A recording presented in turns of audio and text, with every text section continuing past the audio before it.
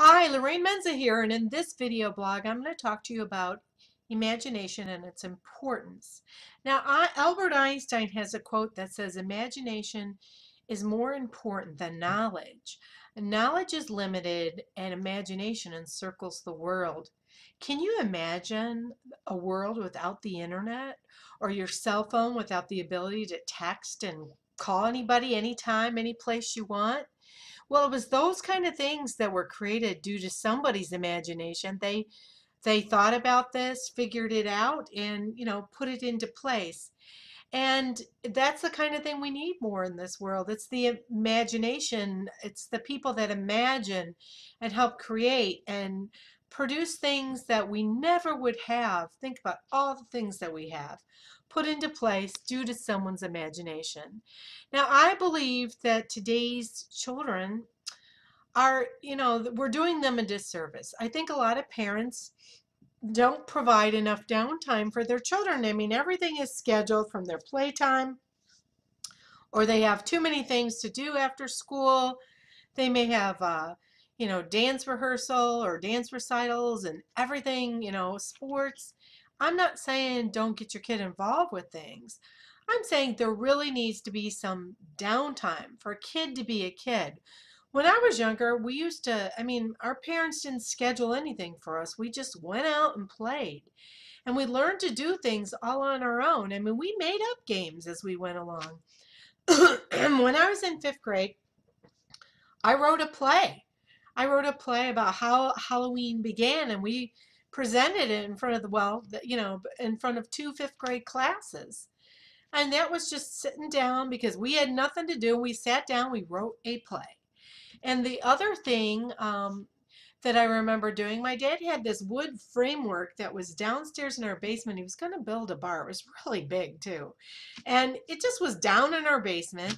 So I would sit there with, this is when I was little, and I'd have my little tea sets and my little dishes and stuff, and I pretend it was a kitchen and invite my friends in. And we'd sit there with with our little play set dishes and our pretend tea and have some tea.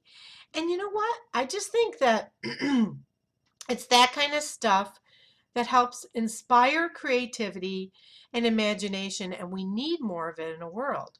And I think that here's something I think that's important to tell you, and I'm going to read this out. So let me see it. Where did I put it? Well, I misplaced it, but it's the Kris Kringle from the Miracle on 31st Street said to Susan Walker, a little girl who did not know how to play with other children because she lacked imagination and she didn't know like what animal she wanted to be to play. She said that she was a little girl. She was not an animal.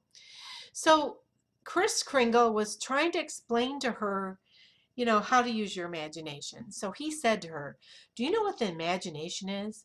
To me, the imagination is a place all by itself, a simple country.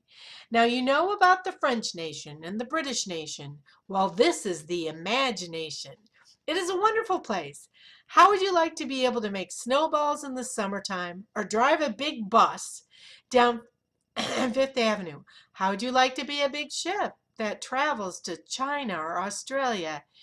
And how would you like in the morning time to be flying with a flock of geese, and in the afternoon to be the Statue of Liberty?" I thought that this was, I really like that quote or that saying, what Kris Kringle said, because I think that's so important. We don't give our kids enough downtime. We don't give enough time for it. So imagination, I think you need some quiet time. I think, in order to do that. When I say to my parents, "You know what, I don't have anything to do. What should I do?" And they say, "Well, you can figure it out." And you know what? We did. We always figured it out. Imagination is the drive behind a lot of entrepreneurs, inventors, writers, artists, and people who believe in what they are creating or working towards. They have a vision or drive that keeps them going even if they fail. Thomas Edison said, "I have not found 10,000 different failures. I found 10,000 different ways of doing something doing something different. So basically, um, a guy that I really admire, and he has passed on, it's been a year, is Dr. Wayne Dyer. And he talks about living from the end. In order to do that, you have to use your imagination.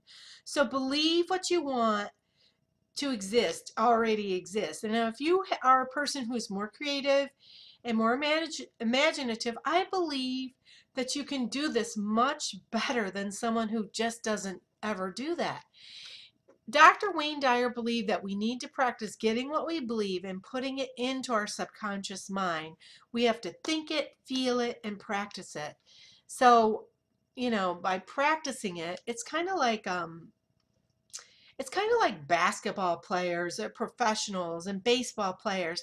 They just, in order to win the World Series or the NBA playoffs or whatever you're doing, you've got to practice. And so with your imagination, you have to practice a do not disturb sign on any negative thoughts that enter into your vision or where you want to be, where you want to end up. And so you don't want those negative thoughts to invade your thought process. And that involves practice because negative thoughts can take over your potential. Imagination is a potential, a great potential, the potential to live a life that you want to create. So never give up. Nourish it because, as Albert Einstein says, it has no limitations. So have yourself a great day. Take care.